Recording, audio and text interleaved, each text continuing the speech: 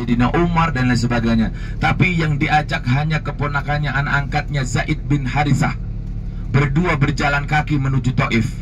Kemudian sampai di Taif, Bapak dan Ibu, rupanya orang-orang Taif itu dengar bahwa Muhammad akan datang ke Taif, akan menyebarkan agama Islam.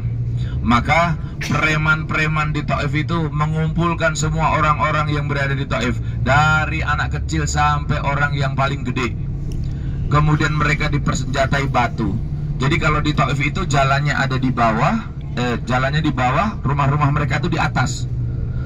Jadi mereka instruksikan kalau nanti Muhammad masuk ke kota Taif, kita sama-sama lempari dengan batu.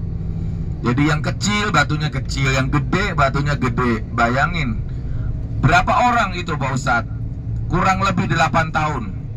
Pada saat Fathul Mekah itu dikabarkan 2000 orang penduduk Taif masuk Islam. Kalau semua penduduk Taif itu melempari Nabi Muhammad SAW dengan batu, berarti ada sekitar 2000 orang yang melempari Nabi Muhammad SAW dengan batu. Dan Nabi itu benar-benar terluka, Bapak dan Ibu. Bentengnya hanya Zaid bin Harithah. Beliau juga terluka. Dan akhirnya Nabi berlari menyelamatkan diri, dikejar-kejar sama mereka. Kejaran dan lemparan itu berhenti sampai Nabi Muhammad SAW keluar dari perbatasan Taif. Dan beliau di situ terdiam, tertunduk. Kemudian beliau istirahat. Beliau menyandarkan kepalanya di atas tangan satunya dengan seperti ini, dan batu, nah seperti ini, dan batu yang dipakai sandaran Kanjeng Nabi itu apa namanya? Ada bekasnya, bekas sikunya Kanjeng Nabi.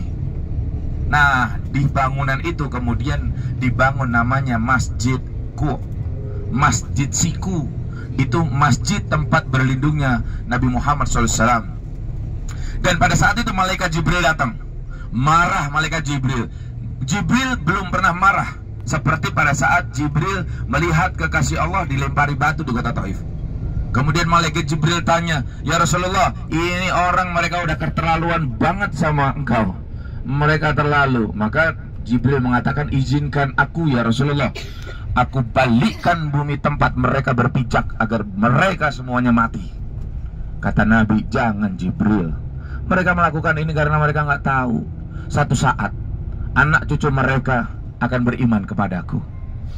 Tawaran datang dari gunung, tawaran datang dari angin, dari hujan, dari petir, untuk memusnahkan kaum Sakif yang ada di Taif pada saat itu. Tapi Nabi melarangnya. Dan pada saat Fathul Mekah 8 tahun kemudian, penduduk Taif, Sakif, mereka masuk Islam semuanya. Dan pada saat Nabi Muhammad SAW berada di membersihkan lukanya, ada seorang budak yang bernama Adas. Adas itu bekerja dengan orang Taif. Dia kasihan, itu manusia berdarah-darah, dia kehausan, dia pasti kelaparan. Dia mengusap darahnya sendiri. Nah, kemudian disamperin. Nah, dikasih anggur sama Adas. Begitu dikasih anggur, Nabi membaca Bismillahirrahmanirrahim. Kemudian anggur itu dimakan. Adas kaget. "Berarti kamu keponakannya Musa.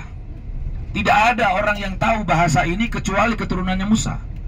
Ngobrol, akhirnya Adas masuk Islam. Dan tempat pertemuannya itu dibangun namanya Masjid Adas.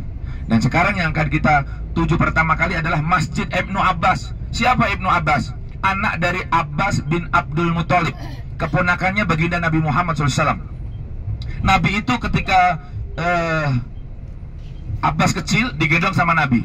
Air liurnya Nabi diambil dengan tangan kanan, mulutnya dibuka, mulutnya Abbas dibuka, dimasukkan air liurnya ke dalam mulutnya Sayyidina Abbas.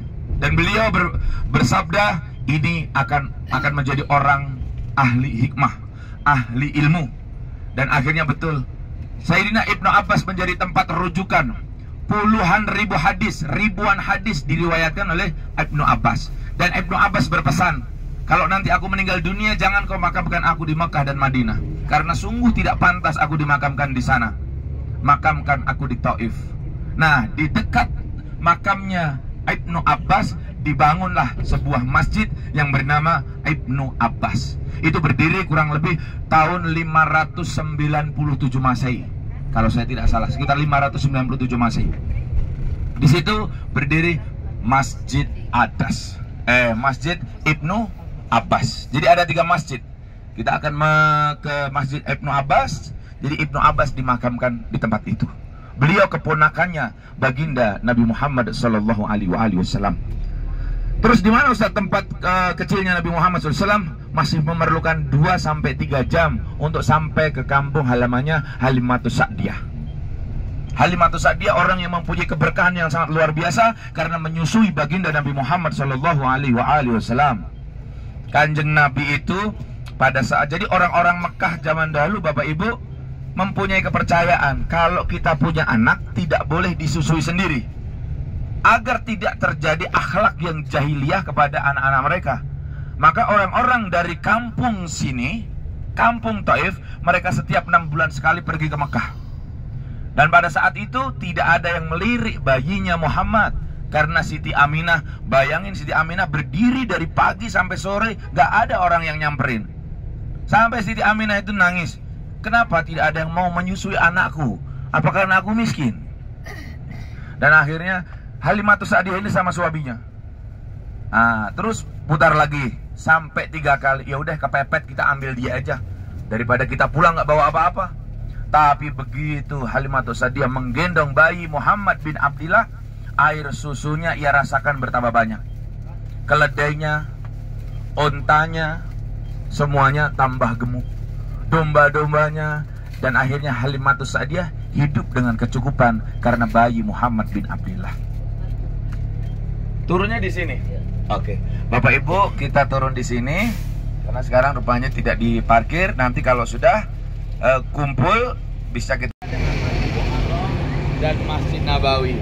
Dan letaknya makam Sayyidina Ibnu Abbas ada di sebelah sana, yang ada torennya itu, yang ada speakernya, di samping tempat sholat wanita, gitu ya.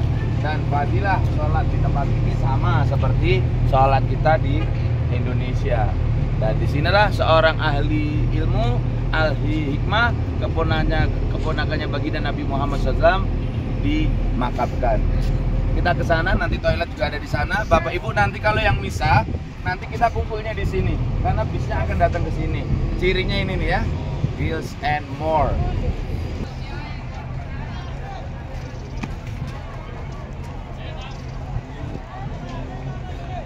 Ayo.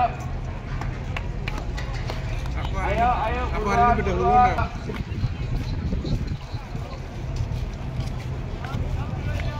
Yang dijual ini adalah buah-buah asli dari tanaman Taif.